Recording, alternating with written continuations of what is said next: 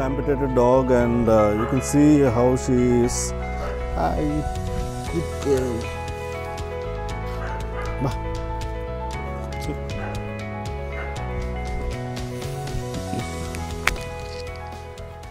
These are shelters where we take care of a large number of animals.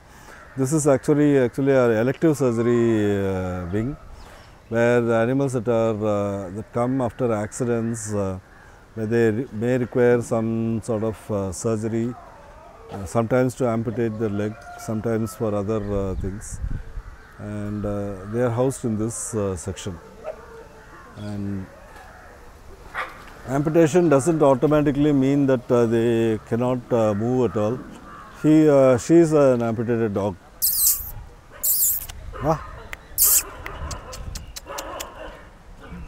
She's an amputated dog, and you can see how she is.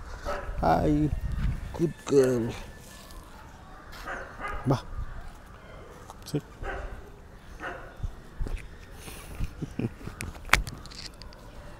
Good girl, good girl. For all the large animals that we are rescuing, we require these large animal ambulances. We can't bring them in small vehicles that are enough for bringing a dog or a cat. So these large animal ambulance, just like the hydraulic lift that hydraulic OT that we saw, this vehicle has an hydraulic lift for bringing down the platform will come down, and you can place the animal, make the animal stand on it, and then you can lift it up, and then it will go inside. Because otherwise you can't actually carry a big, careful, you can't carry a big cattle in your hands and keep it inside the vehicle. He's Blackie. He was also an abandoned pet. He's a pretty old dog, and must be more than 10 years old, and he's also a very good thing. He's also my friend.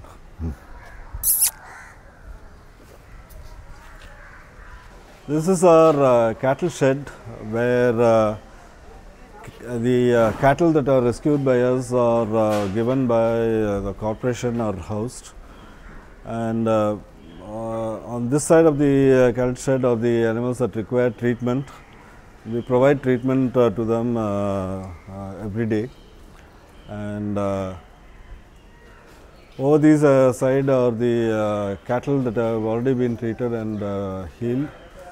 And every day they are given nutritious food, water, and all those things that will help them in living their lives.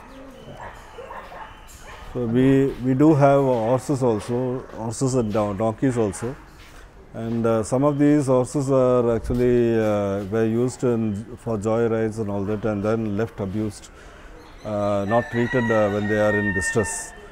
So we we were informed about that, and we go and rescue them and bring them here, and they live their lives here without being used as an entertainment or anything.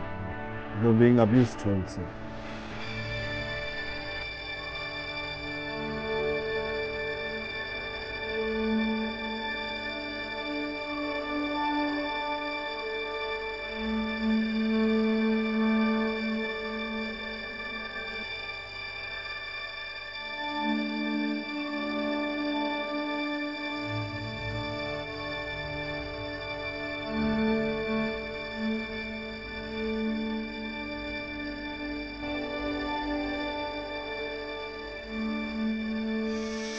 Large animal operation theatre. Usually for dogs and cats you can catch them and keep them on a table, but with large animals you can't do like that because they are too heavy. Like, so here we need to we have an hydraulic operating table which can be operated to come up to this level, and the animal will be placed there, and then the table can be lifted up to whatever level you want for the surgeon and doctors to treat the animal. And we do actually we do surgery called ruminectomy surgery, because 90% of all the animals that are rescued by us from the streets have polythene bags, plastics inside their stomach. These polythene bags are actually thrown by every household. They put their waste into these polythene bags and throw it in the garbage bin. And the cows go and they don't actually break open the plastic bags and eat only the edibles. They eat everything inside the including the plastic bag. Once they go inside the stomach, it will never come out, not through the dung or anything. Remains inside, and over a period of time, so much of plastics accumulated that it will stop the cow from digesting its own food. And it's a slow and painful death. And unless you can do the ruminectomy surgery to remove the plastics from their stomach, they don't stand a chance. So, a few of the plastics that we have actually taken from the stomachs of the cows, we have really kept it in a packet. Sometimes the wet weight of the plastics that we have taken from cow may be anywhere between 25 kgs to 40 kgs, like that. Of course, when it dries, it may not weigh much, but they are deadly for the cows. So, if the people can be provided with an alternate bag or a biodegradable bag for putting their waste and everything, it will actually save the environment and also save a lot of cows. That's what I feel. You place the cattle on it, and then if you operate the hydraulic lever, it will come up. And depending on the height that is required for the surgeons, it can go up to that level. And then they do the surgery, and then again it goes back. And this is the plastic that I was talking to you about. These are the plastics that are taken from inside a cow's stomach.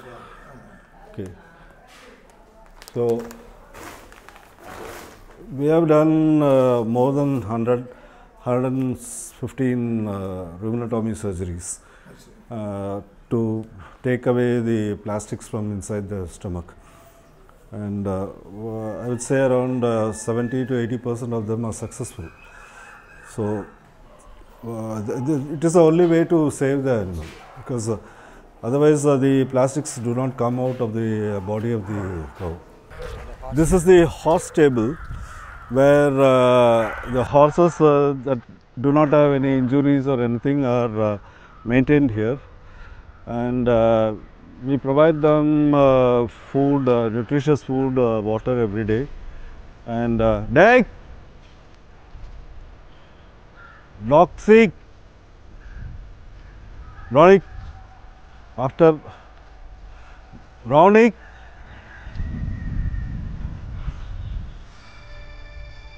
and after they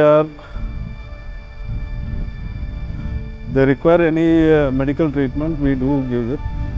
Otherwise, they just live out their lives here.